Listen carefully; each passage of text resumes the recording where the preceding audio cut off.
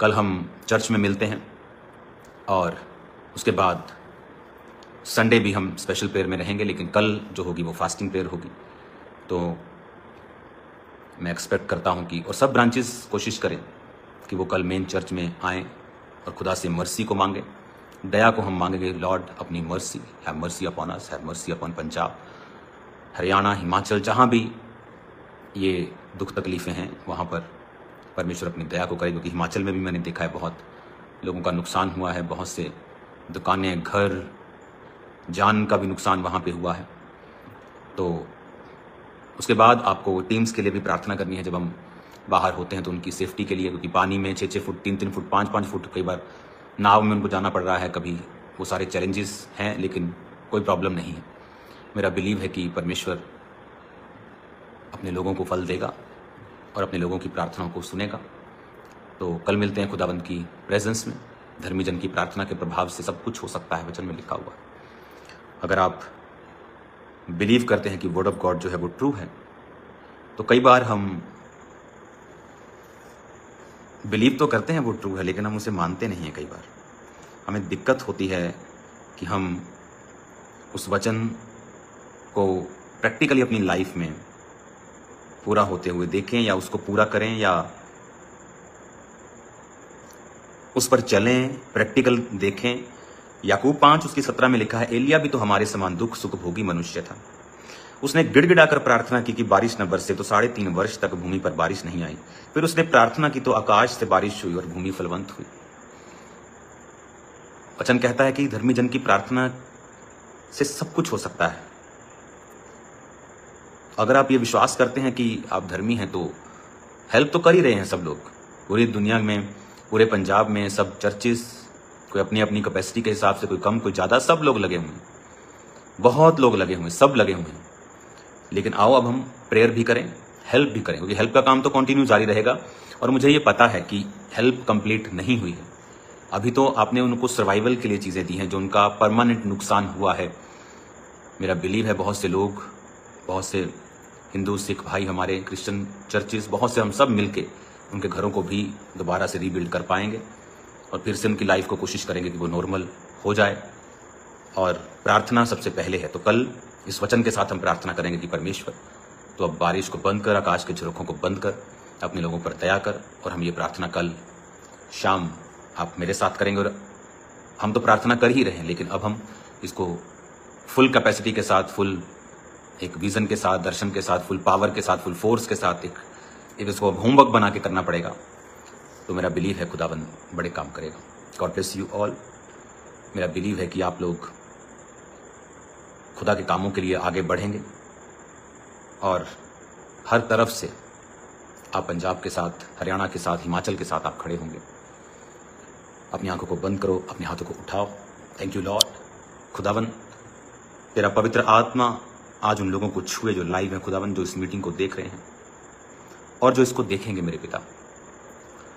मेरे पिता जो कल फास्टिंग के साथ मेन चर्च में आ रहे हैं खुदावन, सब लोग जो तेरे नाम की दुहाई देंगे, लोगों के लिए प्रार्थना करेंगे, तो उनकी प्रार्थना को भी सुनना, तो उनकी प्रार्थना को कबूल करना मेरे पिता। तो उनकी जिंदगियों में भी कार्य करना जो दूसरों के लिए प्रार्थना कर रहे हैं। हम ये सोचते रहते हैं कि कल हम क्या करेंगे और कल हमारा क्या होगा, कल हमारे बच्चे स्कूल जाएंगे कि नहीं जाएंगे, कल हमारे जिंदगी में कुछ खुशियां आएगी कि नहीं आएगी, कल हमारे जीवन में जो हम चाहते हैं वो पूरा होगा कि नहीं होगा, हमारी सेहत कल कैसी रहेगी और हमारा परिवार सुरक्षित रहेगा कि नहीं रहेगा। ये कल आपको रोज कहीं ना कहीं एक क्वेश्चन मार्क जरूर देता है। मैं जानता हूं कि जो परमेश्वर को जानते हैं वो ऐसी बात कभी नहीं करते और ना ही ऐसा सोचते हैं, पर शैतान हमारे चारों ओर है। और ये विषय उन लोगों के लिए जो लोग परमेश्वर को अभी जानने लगे हैं और परमेश्वर के प्यार में खो गए हैं, परंतु उन्हें न्याय और उन्हें नियम को जानना बहुत जरूरी है। क्योंकि कल परमेश्वर ने हमारे लिए क्या रखा है, अगर हम इसको जान गए तो शायद हम कल की चिंता करना बंद कर देंगे। जिस तरह परमेश्वर का वचन कहता है कि कल की चिंता ना कर, कल की चिंता आप खुद के लिए कर लेगा। आज के लिए आज का दुख बहुत काफी है।